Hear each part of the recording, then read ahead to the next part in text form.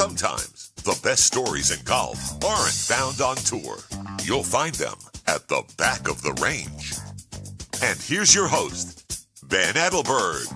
Thank you again for joining me here at the back of the range. I am your host, Ben Adelberg, and this is episode 21. Hope everyone is slowly but surely getting ready for a fun summer of golf, and that everyone took care of Mom on Mother's Day last Sunday. Speaking of last Sunday, congrats to Webb Simpson and his caddy Paul Tesori for capturing the Players' Championship. Great performance and really nice seeing one of the good guys on the PGA Tour back in the winner's circle.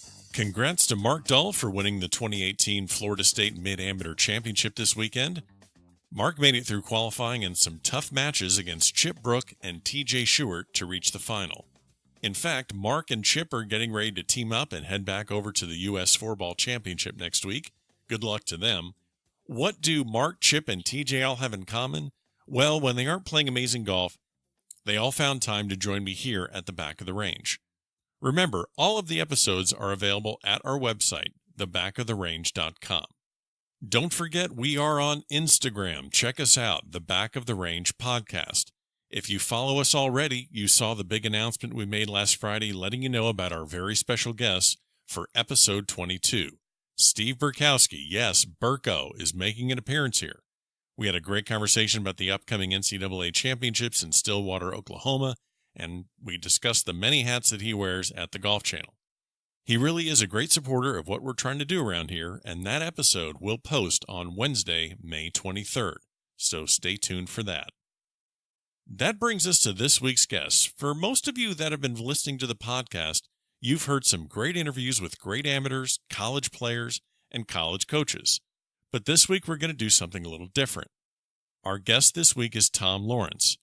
Now, Tom may not be the best golfer around, but what he does for the game of golf is incredibly important. Tom is the executive director for the First Tee program in Central Florida. If you've watched golf on TV, you've seen the commercials where they talk about how they introduce their core values to kids through the game of golf. Here at the Back of the Range Golf Podcast, we are big on getting kids involved in golf, and Tom has been doing it for a long time, and through the First Tee, the impact that they have made has been incredible. So do me a favor right now. You may not have kids of your own, or maybe your kids are all grown up. So maybe this episode won't resonate with you as much as the other ones, but do me a favor. Think about some friends of yours that have young children. They may be parents that know nothing about the game of golf or how to get their kids involved. I'm sure that you know someone that fits this description. What I'd like you to do is send this episode to those parents. In this episode, Tom really gets into what the First Tee is all about, how it introduces the game of golf to kids, and help kids in their formative years to be able to excel on the golf course and, most importantly, off the golf course. So, Tom, thanks so much for the time, and thanks for joining us here at the Back of the Range. Ben, thanks a lot for having me. I've enjoyed listening to some of the podcasts you've done over the past couple of months. Let me give a little preview to the episode here. A lot of our guests in the past are either former professionals or former players or college coaches. And Tom, you have just a really unique spot in the game of golf that I think a lot of people are going to want to hear about and need to hear about. So tell us a little bit about your current position in the game of golf. Well, Ben, I am the executive director here at the First Tee of Central Florida, which covers the greater Orlando area. And over the last 11 years of my career, I've spent involved in the First Tee, introducing young people between the ages of 7 and 18 to the game of golf, but also including some of the life lessons, the core values, and healthy habits associated with the game at the same time. We all see the commercials for the First Tee through when we're watching a PGA Tour event or an Lpga Tour event. I know that Michelle Wee is really involved, and Paula Creamer and Jimmy Walker, and a lot of the professionals are really involved. How did you start getting into working with the First Tee? I mean, when I think of people trying to get into the game of golf, they either want to play professionally or they want to be a teacher. How did you get engaged or involved with the First Tee program? So it's actually kind of a unique story or a fun story. I was very lucky. I grew up in New York on Long Island. And when I was in high school, I played on the high school golf team. And the high school golf coach just basically said, is there anyone interested in working this summer at a golf course? I said, well, that's pretty cool. I need a job, and I'd rather do that than flipping burgers at McDonald's. So I said, I'm interested. And how it kind of worked out is up in New York, the Metropolitan Golf Association's foundation has a program called GolfWorks. And what they do is they hire individuals, high school age, through the foundation, and then give us as employees to local golf courses. So we're a free employee to the golf course, but we're getting paid. So it's a win-win all the way around. Nice. And you have the opportunity to learn. Really what they want you to do is go through the different areas of the golf course to learn the business. So I wound up working at a municipal golf course and wound up doing it for 5 years. Started originally as the guy who drove the driving range cart and put golf carts away. And by the end of the 5 years, I was teaching the junior golf camps they had going on. I was one of the assistant instructors, as well as kind of the guy who closed up the pro shop, did the late twilight hours, as well as there was a lit driving range. So I worked there till about 9 o'clock every night. It was a great experience, got a chance to play a lot of golf. And really, that's where I developed my passion for the game of golf. And so when it was time to go to college, I knew I wasn't good enough to play collegiatmy, but I wanted to be involved in the game somehow. So I wound up going to a school called Flagler College over in St. Augustine, and my major was sport management. And ultimately, I either want to become a PGA professional and work at the club, or really get involved with tournament operations. As I was going through Flagler, I really started gearing more towards the tournament operations side. But in order to graduate, we had to do a semester-long internship. And I had to do a mock interview, and I knew Elliot Levercombe, who was the executive director of the first tee of St. Johns County at the time over in St. Augustine. Sure. He asked me about 3 questions, and he turned to me and said, Tom, the PGA Tour would be a great place to work. It would look great on your resume. This was 2007. He said, but the first tee's expanding. I think there could be a role for you here. It could be something that you might really be interested in. And lastly, you're going to be able to do some stuff. You won't just be a gopher or putting together bleachers, but you'll have the opportunity to really get your hands involved in the first tee. I think you could be a valuable asset. I thought about it and said, all right, I'm going to do a semester-long internship here, where it's going to be 40 hours a week, and it'll really give me some learning experiences. And within 2 weeks of being there as a volunteer, even prior to the internship, I fell in love with it. I loved working with kids. I loved passion for the game of golf. And more than anything, I really enjoyed introducing the game of golf to a population of kids that may or may not typically be introduced to the game of golf. Sure. Well, and the other thing that I guess had to have been a draw when you first started is, not to discount setting up bleachers or filling up ice chests or being a gopher on the PGA Tour, but immediately you're seeing impact. Immediately, just even just helping a kid for one afternoon kind of understand a concept, or improve his putting, or if you see a behavioral situation that you can kind of correct and the kid takes something from it. I mean, you're getting immediate feedback and immediate satisfaction every single day. I mean, was that just pretty much the kicker that got you into this? Absolutely. I mean, that was one part of it that just really got me excited, especially, you know how it is. Golf is a hard game. And all of a sudden that kid hits that one shot and you see their face light up and jump up in the air. I mean, that's something extremely rewarding. Additionally, really quick involved in as an intern, I was sitting in meetings for different events we had going on. I was playing a key role in kind of the operation of the first tee during that period of time. You're ground level on something. I can't believe, when we first were talking about you coming on to the podcast, I had to do some research just to make sure I knew when the first tee started. I can't believe it. It's already, it's already 20 years old. I mean, it started in November 1997. Last year, actually, we had the big celebration of our 20 years of impact. And it's kind of amazing to see that this kind of idea that originally took place where there was the big announcement at Central Park with Tom Watson, Commissioner Tim Finchem, George H.W. Bush, and Earl Woods has now spun into this program and this belief that we could use this great game of golf to have a really big impact on the lives of young people.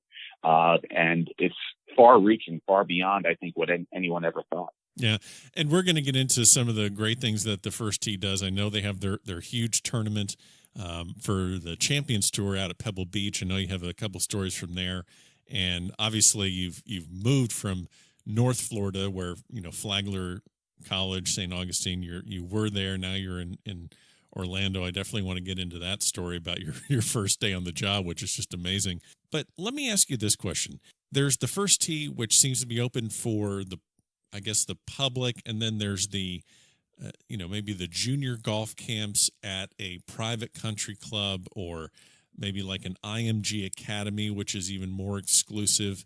Why would a parent want to send, or a parent or guardian, why would a parent or guardian want to send their kid to the first tee as opposed to just taking them over to a golf course for their junior camp or a country club for their junior camp? What are the two differences? So the biggest thing I would say with the first tee is we consider ourselves a youth development organization. And what that primarily means is that we are using the game of golf simply as a tool to teach kids life skills, core values, and healthy habits. And so ultimately, in every clinic or class that we have with the first tee, we have two major intentions behind it.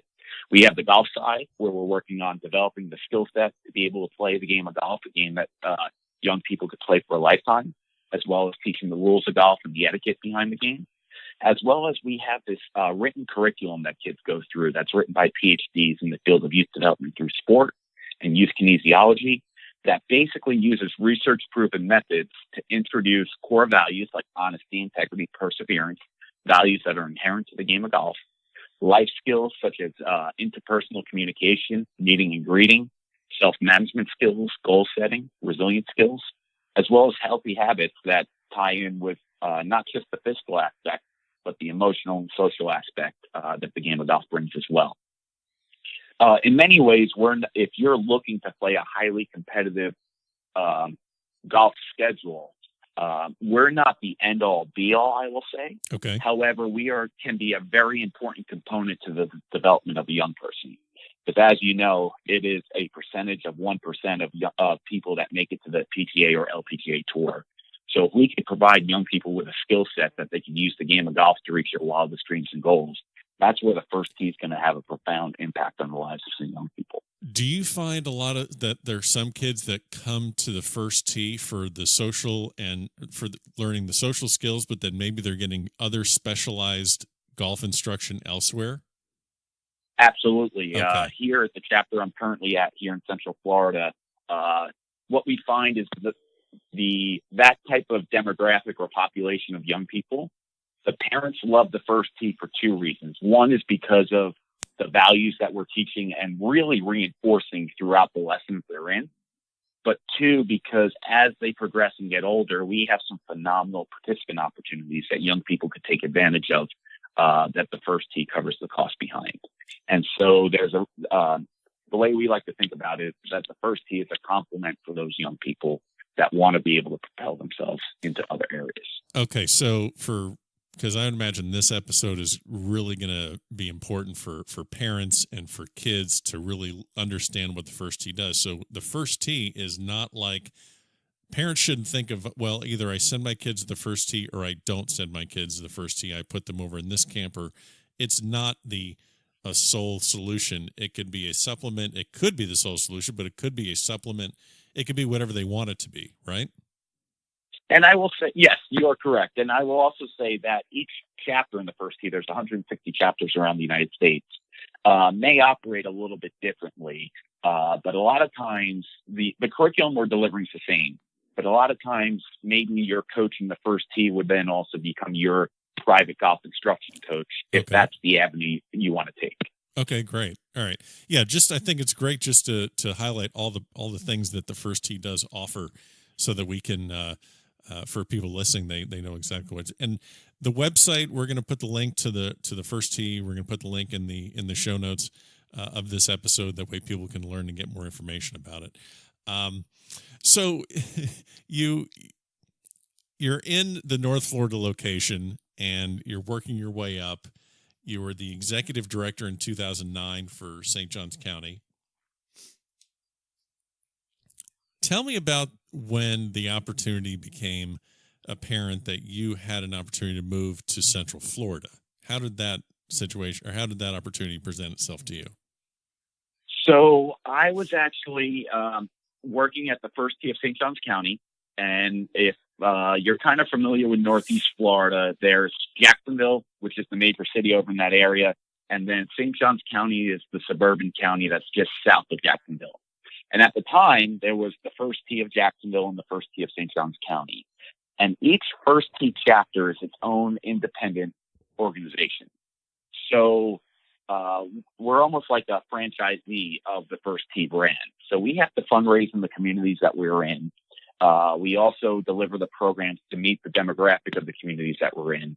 And so in that area, there was a whole bunch of confusion going on with what the difference between the first T of Jacksonville was and what the first T of St. Johns County was. So at the time, I was actually working with a number of people to try to get those two chapters to merge together to become the first T of North Florida. Randomly, one day while I was going through, I had this kind of suspicious voicemail left for me from the general counsel of the first T that just said, "Tom, call me." And I thought that myself and the group of individuals trying to merge these chapters together did something wrong or something like that. So you never want to. Yeah, you never want to get a call from anyone whose title is general counsel. Yeah, that's never fun. Yes, and says nothing on a voicemail except for "call me." Oh, perfect. So I called him the next day and said, "What can I help you with?" And he says, "What do you know? What do you know about Central Florida?" And I said, "I don't know much about Central Florida. I mean, I know that the first T has been trying to start a chapter there for quite a long period of time. I don't know if they're up and running or anything." He goes, "Well, we're actually at the point now where we have a great group of individuals together, and they're finally ready to hire an executive director. And so I'd like to be able to recommend that you apply for the job, because once again, we're an independent organization. So I would technically be going to another organization to work. They can't just, it's not like I transfer or something like that." Okay. And I said, "Thanks a lot for the phone call. I really am passionate about getting these two chapters together. I was actually getting married in, I think, like 3 or 4 weeks. We had just bought a house over in St. Augustine. Life was really good." And I hung up the phone. So then I called my now wife, fiance at the time, and said, "You're never going to believe this. You just had the general counsel call me and say that I should apply for the Central Florida job." And she said, "What did you say?" I said, "Thanks, but I'm kind of comfortable with where I am." And she responded and said, "Are you nuts? You need to be able to take advantage of this. You never know what opportunity is going to come down the road." So I got off the phone with her. She actually gave much better advice than what I took myself. Called called the general counsel back up and said, "Hey, can we talk about this some more? I've been thinking about it." And so we talked a little bit more. I wound up putting in my resume. I actually, when I was on my honeymoon, got information about coming in for an interview. And so I interviewed for the job, and a couple weeks later, wound up taking the job here as the executive director of the first T of Central Florida to start the chapter. Part of me thinks it's because of the great resume I built, and part of me also thinks that I got the job because at the time I was young enough to be able to handle about 3 different jobs at once and work all the hours to be able to get this chapter off the ground the way we wanted to. So it's been a great experience since. And also you got the job because of your wife kicking you into it. So let's make sure you get let's make sure you throw that in there. So you get this job at the first T in Central Florida, and it's a court. I mean, look, you're working with kids, you're working through the game of golf, but it's a new job. It's a new company. A lot of people, when they start a new job, they have the first day jitters, and you have to fill out paperwork with HR, and then you're going to shadow with someone. They'll show you where the break room is, and they'll explain to you the corporate culture. That's not what you did on your first day at the first T in Central Florida, is it? That is not what I did the first day. Okay, so let me have you tell the story of your first day on the job. You don't know anyone. You don't know where the bathrooms are. You don't know anything about that office, about that job. So your first day, walk me through it. So it's before I even had a quote unquote company email address, I was still using my old chapter's email address at the period of time. And I got an email a couple days before I was supposed to start and said, "You've been selected as the individual to represent the first T for the first T Wednesday that the golf channel holds. And we're going to have you on morning drive. You're going to be on during the 7 o'clock hour. And so your first day on the job, we expect you to be here about 6:45 for makeup." Oh, okay. So you read that email, and what's your immediate thought? My immediate thought was, I need to make sure I cover all the bases to be able to make sure I know what I'm talking about for this new chapter that's technically launching today. Nice. So you're there early in the morning. At that Yes. time, who was working morning drive at that point? So at that period of time, it was still at the old studio, and it was with Gary Williams, and we had Charlie Reimer, who was the two individuals on. If you recall back then, it was typically just two individuals that were talking in the old school, almost now like a podcasting studio, and they would have Holly Saunders do the kind of live news and notes for the day. But so it was Charlie and Gary Williams, which was a great time. Very nice. So your first experience with TV, obviously it's helped you with your first experience in podcasting. So clearly you've well, anyway, how did you enjoy that? And, walk me through the experience of just doing the live interview. So it was a lot of fun. And one of the things, I had done some local hits with the news stations with when I was up in Northeast Florida. But I had never done anything live. And so that was a relatively unique experience. I'm not sure if you've ever been on one of those where they give you the headset. And so you actually hear what you're saying as you go through, which is relatively interesting. Plus you have the director that's about to go to commercial talking in your ear saying, we're going to commercial in 5, 4, 3, 2, 1. So that was a lot of fun going on and kind of experiencing that for the first time. I give those guys so much credit that have the ability to do that, to be able to talk so smoothly, to fill the amount of airspace that they fill, and then also to be able to have that person in their ear directing them where to go during that period of time. It's truly fascinating. Yeah. But while I was on there, it was the first time I ever had to go and do makeup, which, as a male, is a relatively interesting experience.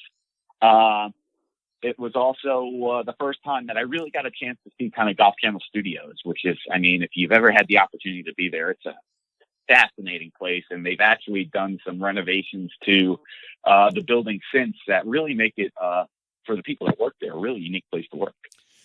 And in the limited time you were there, speaking to Gary Williams and Reimer and Saunders and everyone else there, did you get the sense that their personality on camera is the exact same as it is off camera? Like, just Absolutely. Okay. Cause I just imagine Absolutely. that Charlie Reimer just is someone that, you got to have a beer with. And that he may always have barbecue sauce on his hands. I can't confirm this, but that would be my guess about Reimer.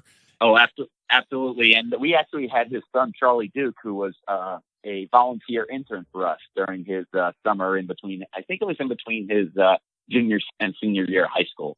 And I watched Morning Drive every morning kind of religiously. I came in one day and said, did you see what your dad did today? And he kind of just put his hand in his face and said, what do you do now? Nice. Awesome. Okay. So you're spending this time at the First Tee, and, we're just going to highlight some of the other things that are really great about the First Tee program.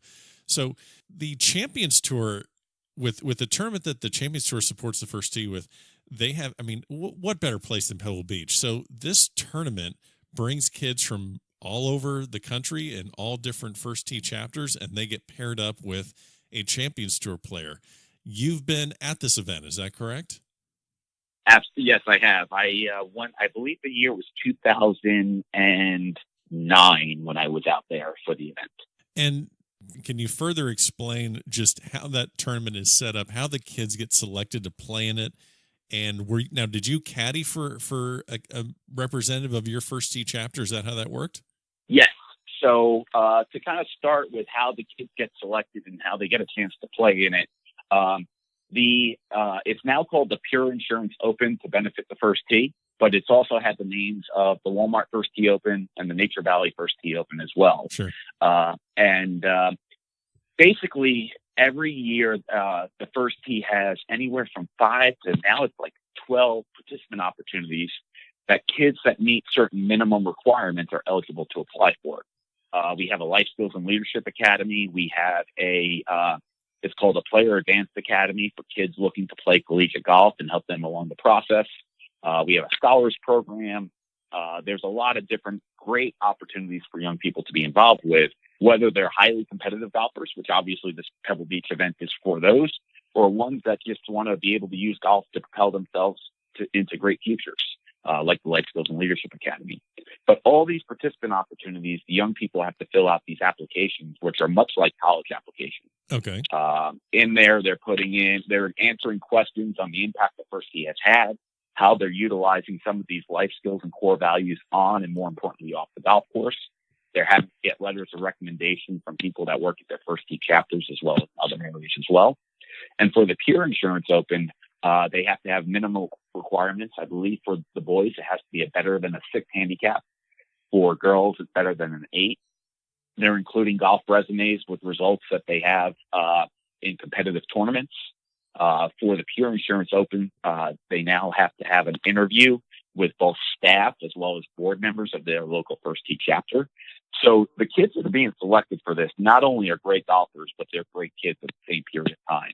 I've been lucky enough to serve as a judge for certain sections of these applications, and I feel like I am a complete underachiever based upon some of the things these young people are doing in their communities to be able, not just with their involvement in the first tee, but in other areas as well. And then they hold a 1.2 USGA handicap at the same period of time. Yeah, I don't want to read any of that stuff either. I mean, I have my self-esteem is pretty shaky as it is. I don't want to hear about some 15-year-old that's like, saving orphaned puppies and then getting 4.0 GPA. I don't have time for any of that stuff. So you're doing the Lord's work. You do that stuff. Just keep that away from me. But that's got to be so difficult to have to judge these kids and say, all right, this one deserves it more than this one. Uh-huh. I mean, that cannot be a fun part of your job. So I think what actually makes it relatively unique is that, I mean, for the Pure Insurance Open, for instance, the first tee gets hundreds of applications. And so I'm actually getting only a handful that I'm reading, and there's another 2 or 3 judges that are reading that same subset of kids as well. So we're kind of averaging just what we see amongst the group of kids that we have, and then it's going into probably our national office to make that ultimate decision at the end. Okay, so you're not the one so you do some of the pre-work. You don't have to put these kids on the chopping block and make the tough decisions yourself, right? Absolutely, yes. Oh, yeah. And so it's you can go through and I mean, it's amazing. All the kids get it, but you can really see when there's a deep, profound impact, depending on what that young person's looking for, that the first tee has had and how they're paying it forward almost at the same time. Yeah. Now you're now this obviously Pebble Beach. Did you get the opportunity to play out there? Tell me some. I mean, were you able to play the course?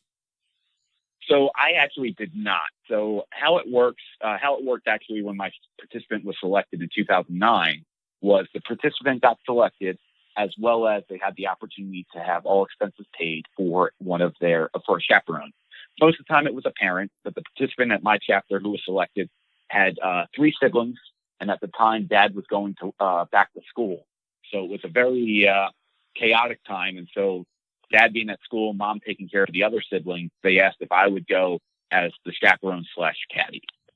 Now when the tournament goes on, none of the players have caddies. They actually huff the bag themselves. But I had the great opportunity to go and kind of live vicariously through our participant through this experience. Sure. So we wound up leaving bright and early one morning, went from Jacksonville to Miami to San Francisco, did our quick stop at the In-N-Out Burger, and headed down to Monterey and Carmel. And one of the great things about it, the participant that we had, his brother was selected to go either the year before or 2 years before. And so they stayed at host housing. So we actually stayed in the same host housing his brother stayed in. Perfect. And it was phenomenal. It was in downtown Carmel. We had this walk through this little park to be able to get right into the little town area they had. So when he had his afternoon tea times, we would in the morning kind of just go through for a walk through Carmel. He had his own guest house that I stayed in by myself. It was a great experience. That's great. So, which Champions Tour professional was your participant paired with? So my participant actually got paired with Bill Glasson, who's known as the Bionic Man, because Billy he's had over 100 different surgeries. And let me tell you, for the Champions Tour, being over the age of 50, Bill is at that time was in phenomenal shape. I don't know Bill Glasson personally, obviously, but gosh, I just remember watching him in the 80s and the 90s on the PGA Tour. This is well before the Tiger effect of fitness on the PGA Tour. Bill Glasson looked like every bit of the fitness freak that all these guys look like right now. Like Bill Glasson was like the Dustin Johnson before Dustin Johnson. So, yeah, but yeah, he's had like, he's held together with, Scotch tape and baling wire, apparently, with all the surgeries he's had. Yes. But I'll tell you one thing, the guy still, as of 2009, when we were out there, had some game. I mean, he can move the ball out there and, was a pretty good putter as well. So it was fun to be able to get that firsthand experience of watching him play. Nice. And your participant, did he handle the nerves pretty well? Did he enjoy himself? So it was really kind of fun. So how it works is we go out there. Obviously, the Champions Tour plays Friday, Saturday, Sunday, 3 rounds. So we got out there late on Tuesday, and they had this big introductory night. Wednesday, you played a practice round. We played our practice round over at Pebble Beach on Wednesday. Obviously, first time out there, you're getting all the pictures while you're out there that you can. Sure. And then Thursday, we played the practice round at Del Monte Golf Club, which is the other course they were using at the time. Now they use Poppy Hills as the second course for this event. But so we played the practice round over there, and my participant lit it up. I'd like to say the caddy gave him all the right clubs, but he was playing well. I think he wound up shooting 72 or 73. Really played well that day. So he was all pumped up to be able to play the next day, which we were back at Del Monte. And so get there, and you could tell he was definitely a different kid that next day when the tournament was on. There was a crowd out there. Sure. You could definitely tell he was nervous, but he did really well. And we had a good time while we were out there. And I mean, for me growing up on the East Coast, I struggled so bad helping him with the greens. I felt terrible while I was out there. I mean, first of all, Del Monte's a little more inland. You're kind of over this little, I don't want to call it a mountain, but kind of a big hill.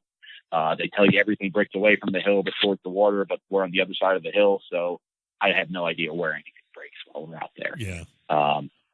So if you don't mind, I'd love to tell the story. Oh, gosh, we do stories here. So just you keep going. So plays the first hole, and I think he makes a par. And we get to the second hole, par 5. Kills his drive, hits the second shot on the green, but the green is huge. And he's probably, 60, 70 feet away from the hole. He's got an eagle putt, and you can tell he's excited about it. We wait for his turn, and he says, "So what do you see?" And I say, "Good luck," because I have not a clue. I haven't been able to read a putt the entire time. So Bill's caddy comes over, looks at his putt, starts walking around the hole, 3 different areas, and then he's got this sliding scale back and forth on this piece of paper. I'm like, what is this guy doing? And he comes back to my participant and says, aim 56.5 inches to the left. Oh, God. And I'm like, first of all, how did you get that number? Second of all, does a kid pull out a tape measure to figure out 56? I'm trying to convert that to feet in my head during that period of time. Well, come to find out, it all comes back full circle that the guy who was serving as Bill Glasson's caddy that week now is Bryson DeChambeau's coach. So all that numbers-based, data-based information that Bryson DeChambeau does, I got back in 2009 with the straight line putting method that he used. Yeah, that's Mike Shy that you're talking about. Yes. So the rest of the week, I more or less refer to Mike to be able to read those putts. And I have to ask the follow-up. Did he make the eagle putt, or did he get it close enough for a tap-in? No, unfortunately, I think he 3-putted to par. Okay, so all that technical shit, just there you go. Yeah, I can Yep. I can 3-putt it without a protractor, just fine myself. So again, I just wanted to also hit on another thing. Obviously these kids these are the elite that get to go to to Pebble Beach to play in this tournament, but there are a lot of clinics that these professionals put on for the first tee kids, whether it's in, I can imagine doing it all the tour stops all around the country. But you've been in front of some really good clinics with some really good professionals, either in North Florida or in Central Florida. I think you mentioned to me in the past you had Furyk and you had Funk. Yes. Okay. So when I was when I was up in the first tee of St. Johns County, we actually, not only did we have clinics with them, but we actually had them come out to our first tee facility that we had up there to provide those clinics. So now, Jim Furyk, you had Fred Funk, and these kids, they get to just watch them hit balls, or are they interacting with them and asking questions? Kind of walk me through how that whole experience is for the kids. So with those two clinics, the one we did with Jim Furyk, he did kind of a demonstration for the kids for probably about 45 minutes or so. Hit a whole bunch of different shots, did a whole bunch of quote-unquote trick shots. I mean, big draws, big cuts. But one of the things that Jim Furyk did that was amazing, he was telling a story about when he was in high school up in the Pittsburgh area or Pennsylvania area, that him and his buddies used to have a contest to see who could swing the hardest and hit the ball the shortest. And so one of the things that just stood out to me on how amazing he is with hand-eye coordination is he has the ability to, almost like in football, an onside kick, drive the ball into the ground, have it pop straight up in the air, and then come right back to his feet on purpose.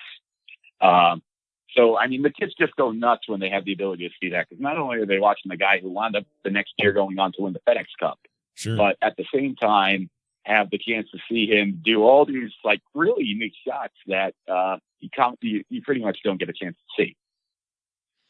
And then you also had the clinic in Central Florida, and Justin Thomas and Chesson Hadley and Morgan Hoffman and Smiley Kaufman. Are there any players that it seems like the kids really gravitate to more, or are they just in a state of shock when they're seeing these PGA Tour stars hitting these shots? So I think one of the unique things that we're finding here in my chapter in Central Florida is that the demographic of the majority of kids we have here, I've been using the term, are kind of first-generation golfers. Mom and dad don't play golf. They may be introduced to the game with the school program that we have, or they may be introduced because a grandparent that lives out of this area wants them to learn the game, and they find the first tee because of the brand name we have.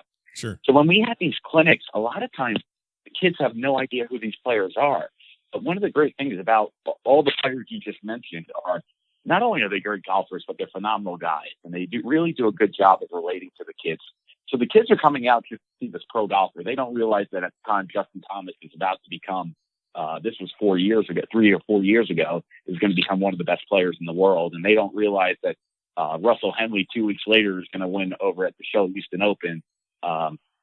So they're just coming out to see these individuals. And so I think they become fans of these players after they see them, because now it's somebody that they've had this experience with, rather than, hey, Smiley Kaufman, who's a huge name and did a phenomenal job, is going to be there, so I want to go. It's more like, this is a great experience to go to, and now I'm a fan of Smiley Kaufman.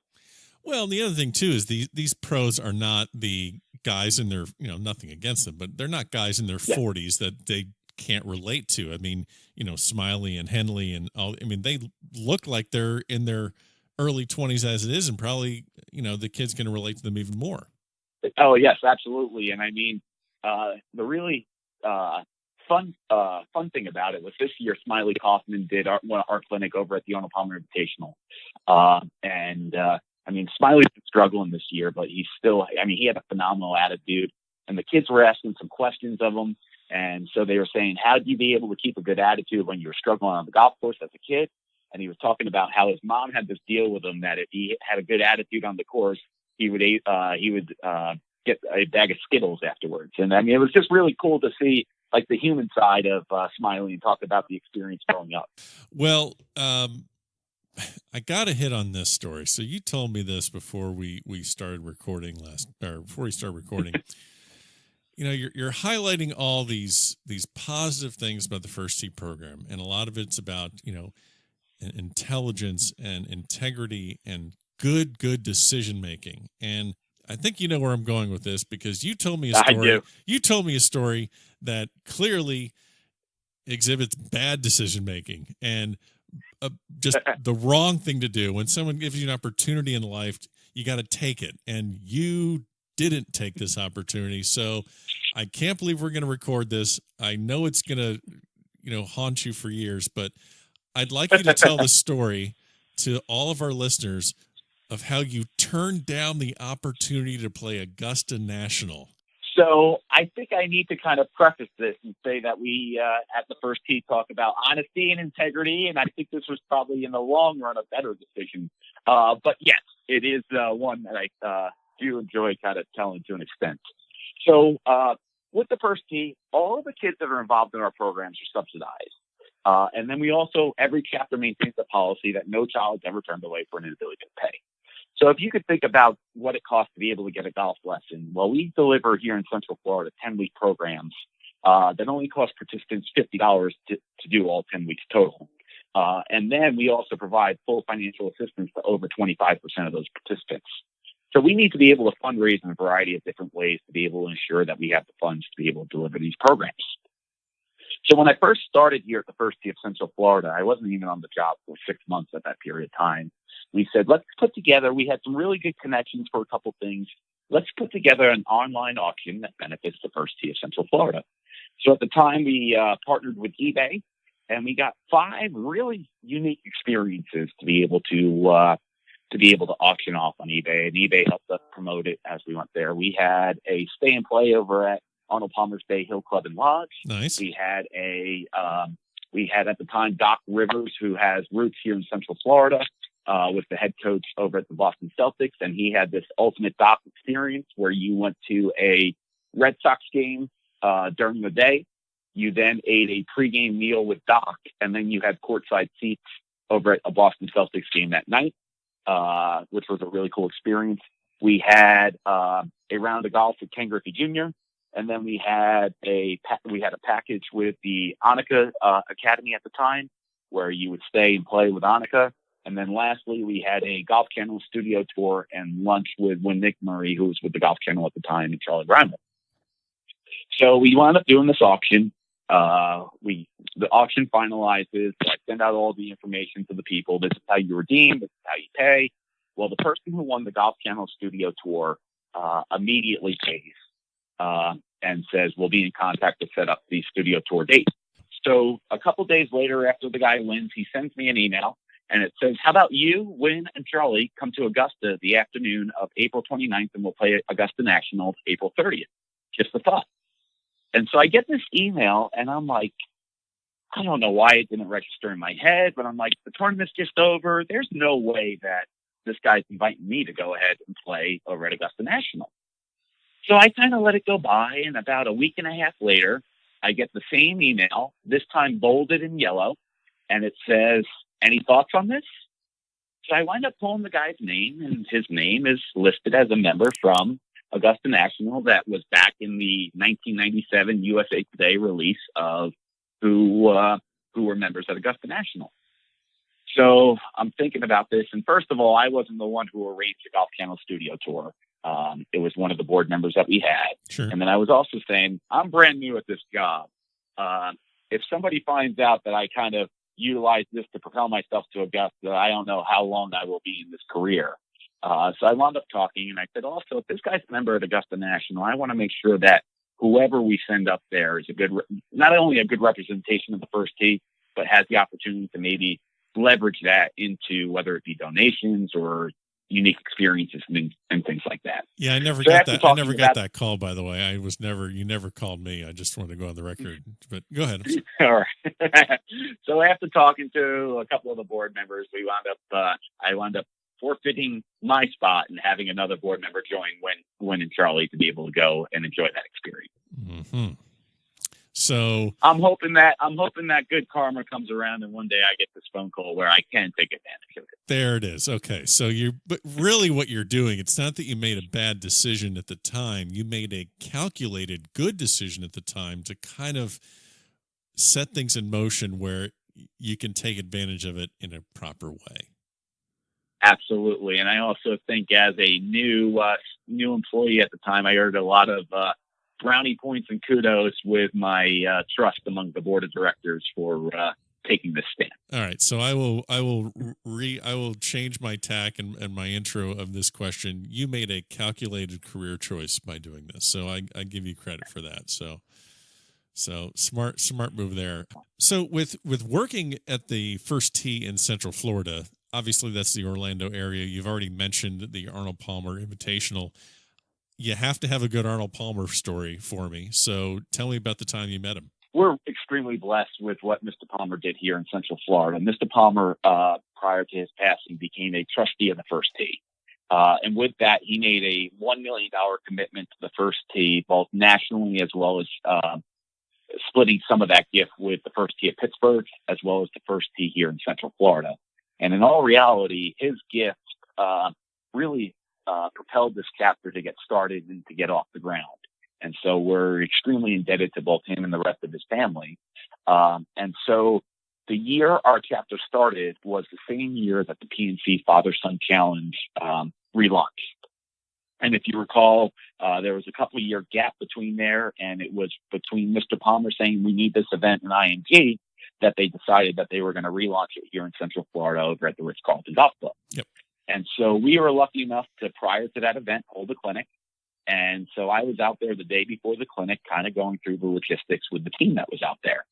And as I'm talking with the head golf professional, a cart comes in and the guy gets off the cart, and you could tell the head golf professional gets a little bit antsy. So he winds up moving some carts, and sure, about probably 2 minutes later, Mr. Palmer comes around with his grandson, who just got done playing a practice round for the event. So I said, I've been here now for 3 months. I need to go and introduce myself. I walk up to Mr. Palmer.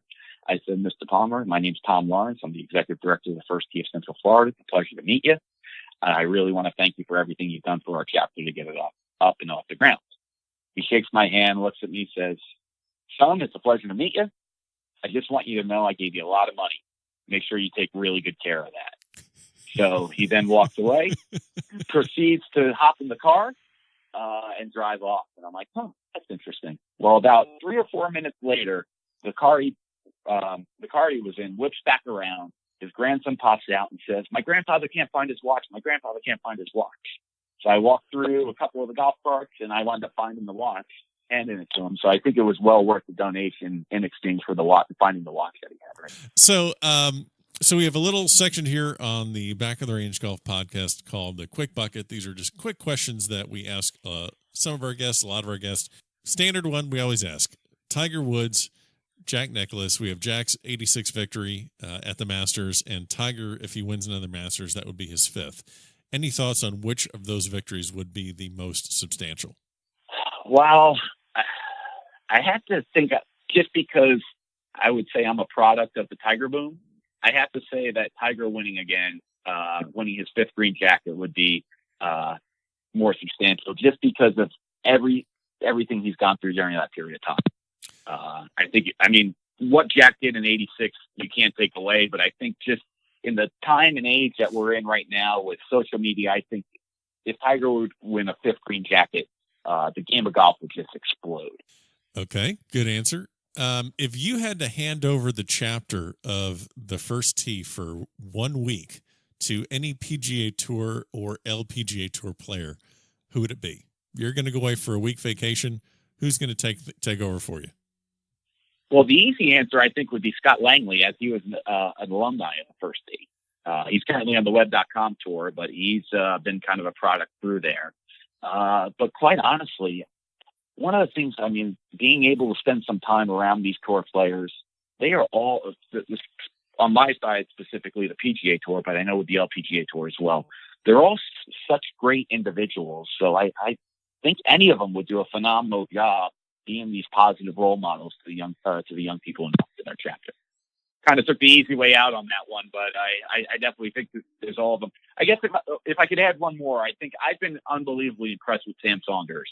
The way he handles himself, he's judged under a different microscope than a lot of other people, being the grandson of Arnold Palmer. I think with his roots being from here in Central Florida, as well as the way he conducts himself, we are the same age, and so I'm extremely impressed of the way he handles himself. I'd have to go with Sam. So let me ask you this question. You're going to be extremely biased to this, but if you had to guess, how long will it be before a First Tee student wins a PGA Tour event? Ooh, that's a really good question. Well, we have quite a few alumni that are either like Scott Langley, who's now on the web.com tour and has kind of moved up and down from the PGA Tour, Yep. As well as names like Cameron Champ, who is an alumni, and Norman Zhang, who's currently at the University of Oregon. I don't think it's going to be too far away. I think I would say in less than the next 5 years, there's going to be someone who has been engaged with the first tee that wins on the PGA or LPGA Tour. Well, Tom, I really do appreciate you taking the time to join us here at the Back of the Range. Thank you for all the work that you do for the first tee, and all the work you've done in North Florida, all the work you're doing now in Central Florida. We're going to put a lot of the links to the first tee in the show notes of this podcast. So if people have any questions, they can go there. We'll put your information there as well. You're getting out there to play some golf today. Where are you playing today? I'm lucky enough. I'm going to join one of my board members, and we're going to play with actually two of our participants and play Interlochen Country Club over in Winter Park, Florida. Excellent. I've been trying to get myself mentally prepared to make sure that I try to at least get competitive with these two young kids. Okay, and if someone asks you to play Augusta National, what's your answer? Now it's yes. Okay, all right. I feel that as long as we've gotten that out of the way, I feel like this has been we've made some positive strides here today. So, well, Tom, I appreciate it. Thanks for coming on to the podcast, and best of luck the rest of the year. And we'll definitely keep track of what the first tee is doing. And again, thank you for all you're doing. Ben, thanks a lot for having me. I really enjoy listening to your podcast. Keep up the good work. And there you have it. Special thanks to Tom Lawrence, the Executive Director of the First Tee Program in Central Florida, for joining us here at the Back of the Range. Remember, next week, Steve Burkowski from the Golf Channel joins us. That's Wednesday, May 23rd. As always, if you have any questions, shoot me an email, ben@thebackoftherange.com. Follow us on Instagram. And as always, thanks so much for listening to the Back of the Range.